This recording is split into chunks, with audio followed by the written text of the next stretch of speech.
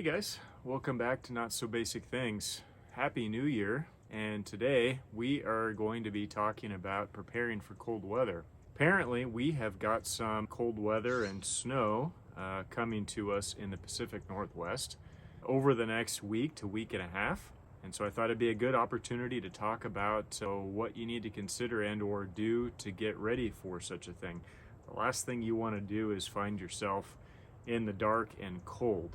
So let's get into it. All right, for starters, let's talk about crawl space vents. To cover or not to cover? That is the question. The answer is it depends. This house here is fairly new. It was built about 3 years ago. There is really good insulation underneath the floor.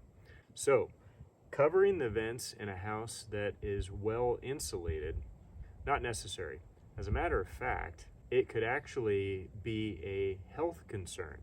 Here where we are, there is a high prevalence of radon gas.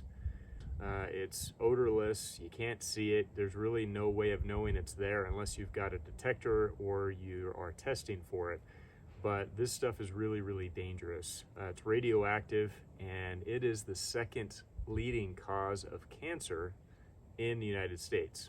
So why does covering the vents cause an issue? Well, having the vents open creates a lot of cross ventilation, and that, as it turns out, is really, really important if you've got a radon issue. I can speak from experience and say that covering these vents up caused a spike in radon in the house. I knew that because we have a radon detector, and it went off the charts within about a day and a half. If you have radon in your area, covering the vents, probably not a good idea. And as I said earlier, if you've got really good insulation, it's completely unnecessary. If you've got an older house, or if you just don't have great insulation under the floor, first of all, you should probably fix that. But covering the vents may be a benefit to you by keeping some of that cold air coming up from the floor. But again, you really want to know if you've got radon in your area. There are maps and so forth that can help you identify that. There are also testers you can get in air monitoring systems. In fact, I will link to some of these things in the video description if you want to check that out.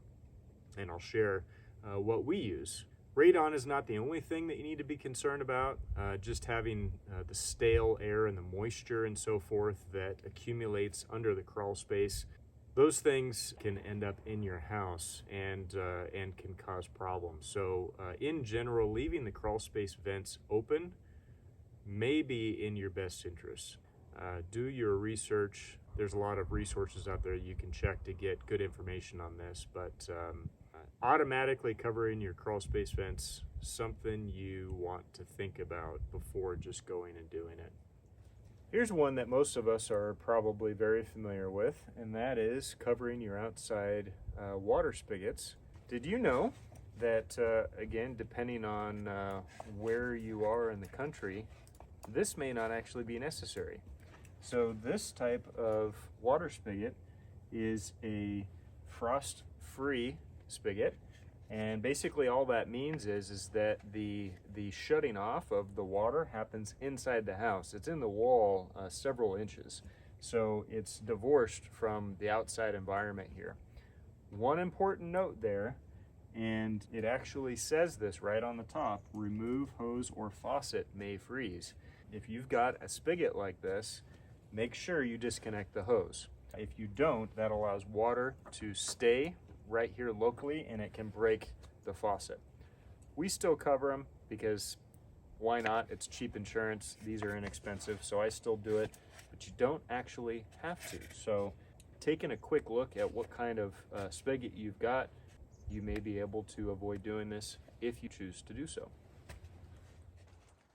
Do you have a generator? And when was the last time you serviced that generator? When was the last time you even heard it run? Do you know you could start it tomorrow if you needed to? These are good questions to answer today before you actually need it. This particular generator, and many generators out there, is a dual fuel. Some of them are even tri-fuel, which means that they run on things like propane and gasoline or natural gas. If you only run your generator on propane, then you really don't need to worry about this. But I talked about this in another video that I did. In fact, I'll link to that video about how to deal with equipment that has gasoline in it, making sure that that gasoline doesn't go bad on you. So now is a good time to check that. The other thing is, if you bought a generator similar to this one, maybe you live in the Pacific Northwest and you got to deal with that great snow and ice storm that we had here a couple of years back, and you got yourself a generator, well, that oil that it came with, it's probably time to change that out. That oil's only really good for the first 20 hours or so. It's different from manufacturer to manufacturer. So checking the oil and swapping that out now is maybe a good idea. At a minimum, if you have a generator, now is a good time to come out here, check the oil, change it potentially, and make sure that it starts up and works before you actually need it. Also, depending on what fuel type your generator runs on, go around and get those tanks filled up, whether it's gasoline or propane or whatever it might be. Okay, something else to consider: how do you heat your home? In this house, it's heated mostly by a heat pump, just like this one. So for those of you that don't know, heat pumps really only work down to about 35 degrees or so. Depending on the type and the age of the heat pump, it may work to a temperature slightly lower than that, or maybe even slightly above. Older heat pumps, you may notice that they really don't work much below 40 degrees. This one works pretty good down to about 34 to 35 degrees, but then again, it's only a couple years old. So something that you can do to improve the efficiency of your heat pump is clean the coils. And so the coils are what surround the fan here, and you can use a product like this. It's called Coil Clean. This one's by Lundmark. There's a lot of different products out there that will do this job, but in general, you spray the product on there, you let it sit for a couple of minutes, and then you hose it off, and that's it. What happens over time is, as the fan turns, it draws in dirt and whatever else, and that collects on the coils, and the efficiency starts to drop over time. Doing this once in a while, and I don't know if it's once a year or twice a year or what the frequency should be, but doing this will make your heat pump work a little bit better. But in general, it's a good idea that any maintenance that may need to be done has been done, especially leading up to a weather event like we're supposed to be having. This is something you should be doing anyway, but now is especially a good time to just think about it. Make sure you've got those bases covered. Let's talk briefly about water. How do you get water to your house? Are you on city water or are you on a well? We are on a well, which means we've got a well house and a well pump and a tank and things like that, and we need to be concerned about or sensitive about freezing. So there's a really, really easy way to deal with that. I have automated this so I don't have to worry about it anymore. That is so long as we've got power, but as we just showed, I've got a generator if we need it. All we've got here is a very basic fixture that has got a heating element in it. Now, this is not a bulb. All it does is produce heat. It's rated at about 150 watts. You can also buy heat lamps for these, and you can get up to 250 watts depending on your needs. This well house, as you can see, is well insulated. All the vents are blocked off and stuff, and so it holds heat pretty well. When I said automated, here's what I mean. So we've got a device that plugs into the wall. It looks like a typical splitter here, but this one is thermostatically controlled. So when the temperature gets down at or below 35 degrees, I believe it is, this completes the circuit between what it's plugged into and what's plugged into it, basically turning on the heat light or the heating element. It will stay on until the temperature in this room reaches 45 degrees, and then it will turn off automatically. So I don't need to worry about this. This is a really great device that is automated, and it's one of those things you just don't have to worry about. I will also link to this in the video description page in case anyone is interested. And what happens if you have animals? So if you've watched any of the other videos or some of the other videos, you know we do have chickens. And if you look behind me there, you'll see a heat lamp similar to the one that is in the well house. This one's also connected to a thermostat that's plugged into the house, and it will come on when the temperature reaches about 35 degrees, 32 to 35, just to make sure the chickens are comfortable and safe. One thing that I want to point out, though, is how we got electricity into the chicken coop. So I bought a generator outlet. This has a male prong on it that allows you to plug in, as you can see, an extension cord. And then that extension cord just plugs into the house. And so I can plug in the chicken coop, as it were, similar to the way you'd plug in the house with a generator or something.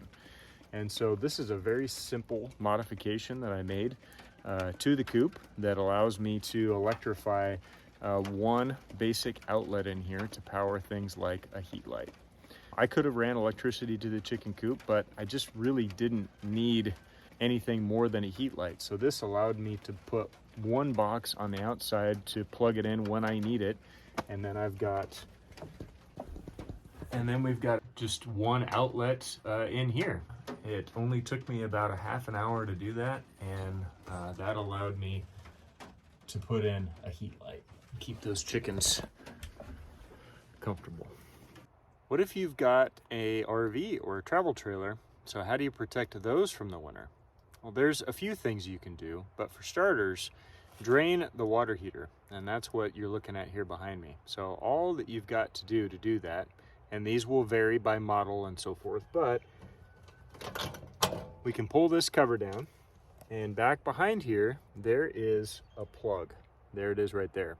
And that is the plug for the tank inside of this. All I've got to do is take that plug out, also go in and turn on a couple of faucets to the hot side and let it drain all the way. Now that's not going to drain the system completely. There's still going to be water in the lines, especially on the cold side.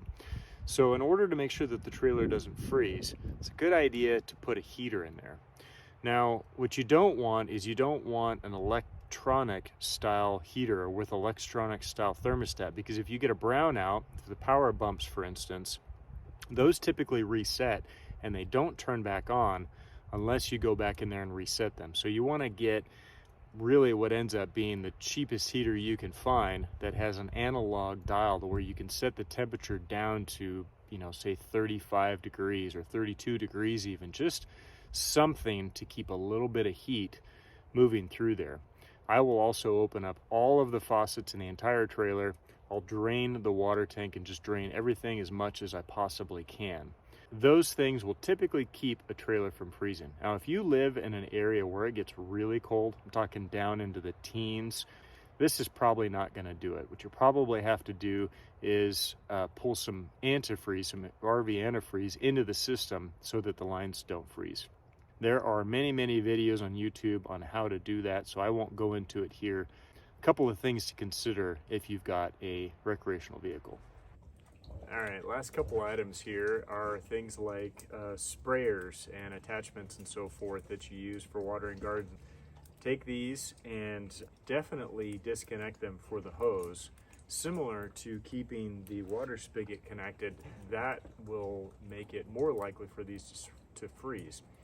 But they can also trap water inside of them. So it's not a bad idea to just keep a bucket or something in the garage. Throw these in there when the weather starts getting colder, just so that you don't have to replace them when springtime comes around. All right, some other things to consider: making sure that you've got batteries, making sure you know where your flashlights are, making sure you've got blankets around. And as some people found out last year and the year before, when we had a really hard freeze where people lost power for sometimes a week or 2 weeks, is they didn't have heat, that they didn't have water when the power went off. This is the wrong time to learn those things. So beyond making yourself knowledgeable about how the systems work in your house, make sure you've got a backup plan. Things like blankets, maybe an accessory heater. Keep your first aid kit stocked up. These are some very basic things that you can do to keep everybody comfortable and safe. If you do lose water when the power goes out, having several gallons of water on standby, at least for drinking.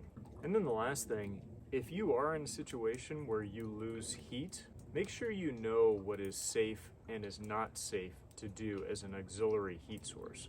For instance, there are heaters that are designed to be used inside that are completely self-sufficient. There is one type in particular that runs off of kerosene. Now you would think kerosene, I'm not going to burn kerosene in my house. And generally you wouldn't, but there is actually a type of heater out there that is rated to be used inside of a residence. The fuel type has been refined to a point where what the byproduct of burning it is safe to use. There are other heaters that are not safe to use in your house, so make sure that you know the difference if you find yourself in that situation. All right guys, so hope you found this helpful. Like most of the videos that I do, it's not meant to be exhaustive. Obviously there's a lot of differences in your house, people's houses, different equipment, whether you're on a well or whether you're in city, and all these different things. But my goal is always just to arm you with a little bit of information to help those of you that are interested be more self-sufficient, and above all to stay safe, especially as we've potentially got a weather event coming up here in the next week to week and a half. As always, very happy to answer questions. Shoot me a message and I'll help out any way that I can. So with that, thank you as always for watching Not So Basic Things, and take care of yourself.